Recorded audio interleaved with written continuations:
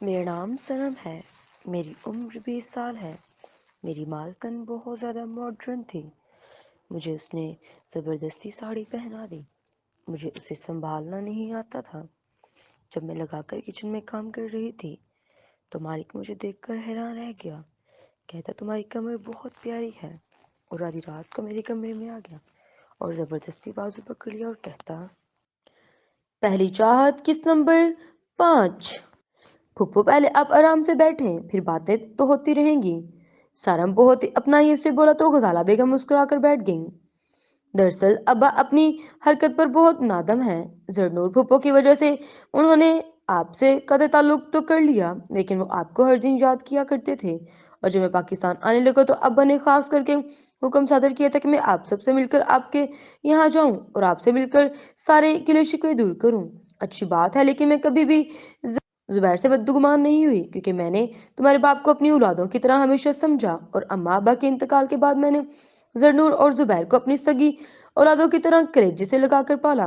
آخر مائیں بھی کبھی اپنے بچوں سے بدگماں یا بددل ہو سکتی ہیں، چاہے بچے بڑی سے بڑی غلطی کیوں نہ کر دے، لیکن ماں معاف کر دیتی ہے۔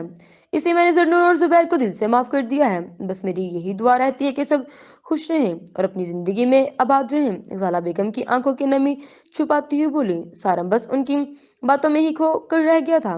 پھر یہاں وہاں کی باتیں بھی ہوتی رہیں، لیکن گل صرف چائے ناشتہ دینے آئی۔ اس کے بعد اس نے اپنی شکل تک نہیں دکھائی، کیونکہ وہ زیادہ تر اجنبیوں سے پرہیز کرتی تھی۔ سارم کے جانے کے بعد گل صوفے پر پیر پھیلائے بیٹھی غزالہ بیگم کو گھورتی رہی۔ کون تھا وہ؟ ارے وہ تمہارے ماموں ہے نا، سعودی عرب والے زبیر، انہی کا بیٹا سارم نواز۔ یہ میں بھی جانتی ہوں، وہ زبیر ماموں کا بیٹا ہے، سارم نواز تھا، لیکن ہمارے گھر کیوں آیا تھا اور کس رشتے سے وہ بیٹھا آپ سے میٹھے میٹھے بول رہا تھا؟ گل ایک دم بڑھ کر بولی۔ بدتمیزی نہیں، ہمارے رشتے دار ہیں اور کیا، اور سارم اچھا لڑکا ہے۔ غزالہ بیگم کڑے تیوروں سے بولی۔ رشتے دار وہ بھی ایسے جو میری ابا کے جنازے کو کندھا دینے نہیں آئے، اور آج انہیں رشتے داری یاد آ گئی۔ گل ایک دم غصے سے بولی۔ جو ہو گیا سو ہو گیا، تم سب بھول جاؤ۔ اور یہ بھی تو دیکھو زرنور نے کیسی حرکت کی تھی، جس کی وجہ سے زبیر برہم ہو گئے تھے، اس لیے انہوں نے سارے رشتے ختم کر لیے تھے۔ غزالہ بیگم گل کو سمجھانے لگی۔ بھول جاؤ کیا بھول جاؤ؟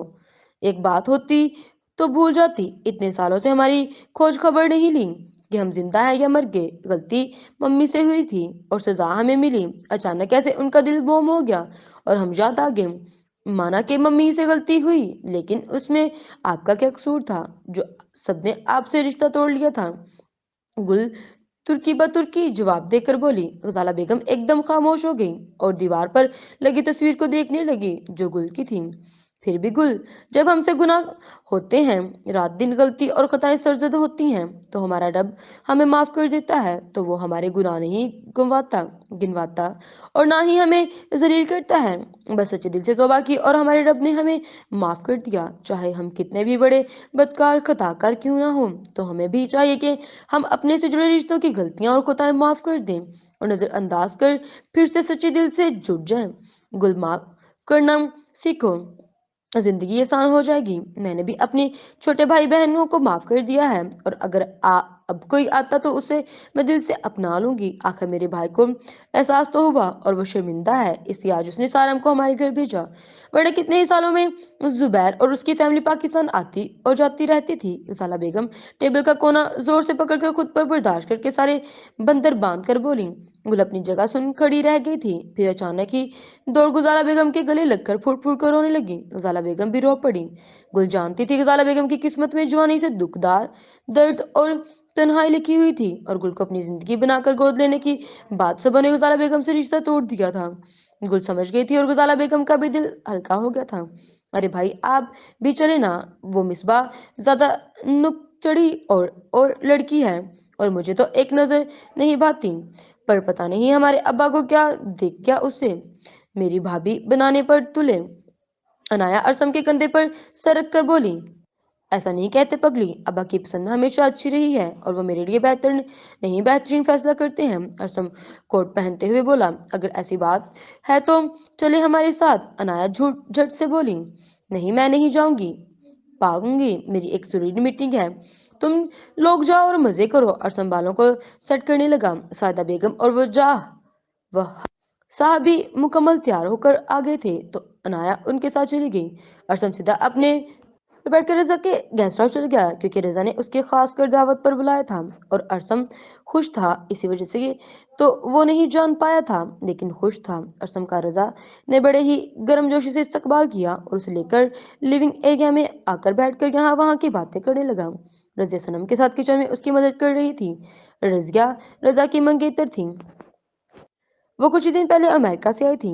رضیہ بہت ہی دوستانہ مزاج کی لڑکی تھی اور گھر کے ملازمین تک کی وہ عزت دیتی تھی۔ سنم سے اس کی خوب جمی تھی کیونکہ وہ بہت کم گو اور شرم حیا فطرت والی لڑکی تھی اور رضیہ کے لیے بالکل یہ سب نیا تھا کیونکہ رضیہ جس ماحول کی عادی تھی وہ بہت زیادہ کھلا تھا۔ وہاں کی لڑکیاں بہت سے بے واق ہوا کرتی تھیں۔ خود رضیہ بھی بہت ماڈرن خیالات کی لڑکی تھی لیکن اچھے بری کی تمیز رکھتی تھی۔ اس لیے جب وہ سنم سے ملی تو وہ بہت زیادہ ہی اس کے قریب ہو گئے کیونکہ سنم بہت سلجھی سمجھدار اور تحمل والی لڑکی تھی اور اوپر سے 5 وقت کی نماز کی پابند۔ رضیہ کو سنم بہت پسند آئی تھی اور سنم کو بھی رضیہ اپنی بڑی بہن جیسی لگی تھی۔ سنم نے تمام کھانے بنا کر گیس آفس کیا تو رضیہ جلدی سے برتن دھو کر سنم کے قریب کھڑی باتیں کرنے لگی۔ سنم یہ بہت پرانے کپڑے ہیں، تم پر یہ سوٹ نہیں کرتا۔ رضیہ منہ بنا کر بولی، خیر ہے مجھے پسند ہے۔ سنم نے ہنس کر کہا، اف تمہاری سوچ بڑی دقیانوسی ہے، میرا ایک پورا وارڈروب بھرا پڑا ہے، تم اس میں سے کپڑے لے کر پہنا کرو اور تمہاری زبردست فگر ہے، تم ساری میں کہہ ڈاؤ گی۔ رضیہ کچھ سوچتے ہوئے بولی۔ سنم خاموش رہی بس مسکرا دی۔ تم میرے ساتھ چلو۔ رضیہ اس کا ہاتھ پکڑ کر اپنے گیسٹ کے لے گئی گھسیٹ کر لے گی۔ سنم کو کچھ سمجھ نہیں آیا اور وہ خنک کی طرح منہ تکتی رہی۔ رضیہ اسے اپنے کمرے میں لے آئی اور ایک گلابی رنگ کی ساڑی نکال کر اس کی طرف بڑھا دیا۔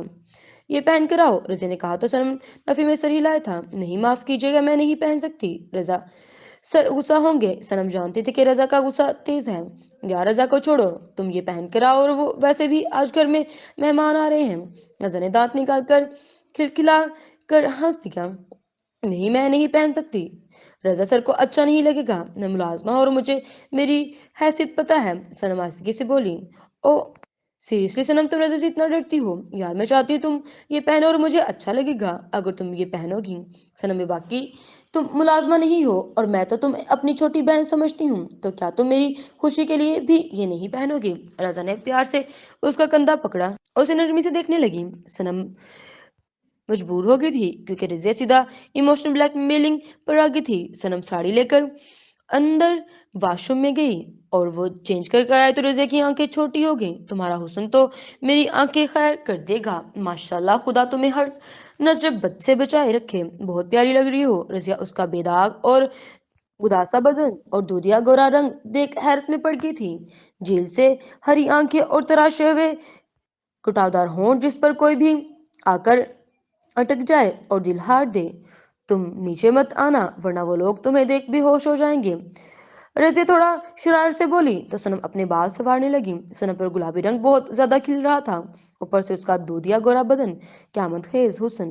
اچھا میں نیچے سے آتی ہوں۔ سنم کو یاد آیا کیونکہ خیال خالہ اکیلے سب سنبھال نہیں سکتی۔ ہاں چلو میں بھی چلتی ہوں۔ رضیہ بھی سنم کے ساتھ ساتھ نیچے آ گئی اور رضیہ ارسم اور رضا کے پاس جا کر بیٹھ گئی اور سنم کچن کی طرف بڑھ گئی۔ رضیہ کو دیکھ کر رضا نے اسپاٹ لہجے میں کہا، ارسم یہ میری منگیتر ہے رضیہ درانی۔ ہیلو رضیہ۔ ارسم نے ہاتھ آگے بڑھایا جو رضیہ نے تھام لیا اور مسکرا کر کہا، hi Arsam, nice to meet you. Razia society میں بیٹھنے میں اٹھنے کے آداب جانتی تھی اور خود بھی ایک بزنس وومن تھی لیکن رضا کو یہ سب پسند نہیں تھا۔ رضیہ یوں ہاتھ ملانا اسے ایک نظر بھی نہیں بھایا لیکن وہ کچھ کہہ نہیں سکتا تھا کیونکہ رضیہ بہت منہ پھٹ اور جواب کر دینے والی عورتوں میں سے تھی جو مردوں کے سنگ شراب پینا اور ڈانس کرنا غلط نہیں سمجھتی تھی۔ امریکہ میں یہ سب نارمل لائف کا حصہ تھا لیکن رضا کی سوچ وہی پرانے خیالات والی تھی اور اسے عورتوں کا پردہ اور گھر پر رہنا زیادہ بہتر لگتا تھا۔ رضا کو یہ سب بالکل بھی پسند نہیں آیا اور وہ پانی پینے کے بہانے کچن اٹھ کر چلا گیا۔ سنم کچن میں کھڑی کافی بنا رہی تھی جب رضا کی ہارٹ پرفیوم کی خوشبو اس نے اپنے قریب سے ہی آتے محسوس ہوئی تھی تو گردن موڑ کر دیکھا تو ڈر گئی۔ رضا قریب ہی کھڑا اسے ہی تیشی نظروں سے گھور رہا تھا۔ یہ کیا پہن رکھا ہے تم نے؟ رضا کی دھاڑ کر سنم اندر تک سہم گئی۔ ایسے بےہودہ قسم کے کپڑے پہن کے گھر میں گھوم رہی ہو؟ कमर साफ तौर पर झलक रहा था। और रजा आगे भी कुछ कहता कि पीछे से रजिया आ गई और बोलने लगी, और क्या अब वो कुछ अपनी मर्जी से पहन भी नहीं सकती क्या? देखो ना किस कदर प्यारी लग रही है। हर वक्त तो सलवार कमीज और दुपट्टा ओढ़े अम्मा बनी फिरती है। तुम इससे दूर ही रहो वरना तुम भी उसे अपने रंग में रंग दोगी। रजा सहत लहजे में बोलता हुआ वहां से चला गया। फिर सनम काफी कमक बड़ी ट्रे में लेकर आ गई तो सब खामोश हो गए और असम ने एक नागवार नजर सनम पर डाली और अंदर ही अंदर खिल उठा। सनम बमुश्किल अपना आप ढांप रही थी। उसे खुद अपने आप से शर्म महसूस हो रही थी। सनम का दिमाग भुक से उड़ गया जब कॉफी का मग अरसम के थमाते हुए गर्म कॉफी उसके हाथ में ही गिर गई। सनम के मुंह से जबरदस्त चीख निकली, अरे अरे ज्यादा तो नहीं जल गया? रजिया और रजा दोनों ही उठ खड़े हुए। नहीं, सनम को हाथ में जलन महसूस हो रही थी। असम उसकी नाजुक हथेली अपने हाथ में लिए मुआयना करने लगा। रजिया जल्दी से दौड़कर फर्स्ट एड बॉक्स लेकर आई और असम उसकी लाल पड़ती हाथ की रंगत को देख समझ गया कि सनम को दर्द के साथ साथ काफी जलन भी होती होगी।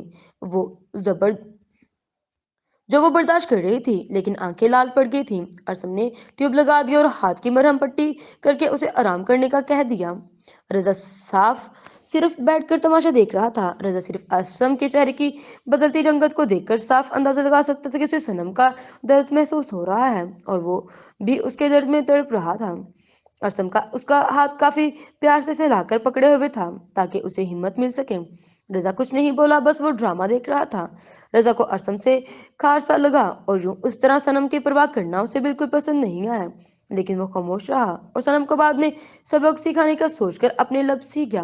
रात हो चुकी थी और अरसम अपने घर जा चुका था और साथ ही रजिया भी अपने कमरे में जाकर सो चुकी थी। सनम रात के तक जागती थी और लाउंज में सोफे पर लेटी थी और बार बार जली हुई हथेली को देख रही थी। असम का यूं केयर करना और उसके दर्द को समझते हुए प्यार से उसके जख्म पर मरहम रखना उसे अपने बाबा आगा जान की याद दिला गया था। लेकिन जो भी हो, सनम के दिल असम का एक ऊंचा इज्जत का मकाम बन गया था। सनम यही सोच रही थी तभी रिजा लाउंज में आया तो सनम उठ बैठी और रिजा भी उसके करीब आकर खड़ा हो गया। अब तुम्हारा हाथ कैसा है? बहुत बेहतर है। अच्छा जरा मैं अभी तो देखूं, रिजा कहकर जबरदस्ती सनम की हथेली का जायजा लेने लगा और अचानक ही सनम सिसक पड़ी। वाली कॉफी। रजा सर छोड़िए, क्या कर रहे हैं? मुझे दर्द हो रहा है। सनम अपना हाथ छुड़वाने की कोशिश करने लगी। अरे क्यों छोड़ूं? जब मैंने तुमसे कहा था कि तुम्हें मेरे बुलाए बगैर मेरे किसी भी मेहमान के सामने नहीं आना तो फिर तुम क्यों आई? रजा ने उसका हाथ पकड़कर मरोड़ दिया। आज छोड़ें प्लीज, गलती हो गई। सनम रो दी और आंसू टिप टिप गिरने लगे। रजा की आहनी गिरफ्त सनम की नाजुक हाथों पर थी और रजा ने उसका हाथ मरोड़कर उसके पुश्त के साथ लगा दिया था। मेरे अलावा तुम्हें किसी ने नजर भरकर भी देखा तो आइंदा तुम्हारा वो हाल करूंगा जो तुम कभी नहीं ख्वाबों ख्यालों में भी नहीं सोचा होगा। अभी सिर्फ हाथ मरोड़ा है, आइंदा अगर किसी गैर ने तुम्हारा ये नर्म और नाजुक हाथ पकड़ा तो हाथ तोड़ कर रख दूंगा। सनम का हाथ छोड़कर रजा लाउंज से चला गया तो सनम अपना हाथ पकड़े सिसकने लगी। अस्सलाम वालेकुम वरहमतुल्लाहि बारकातुहू।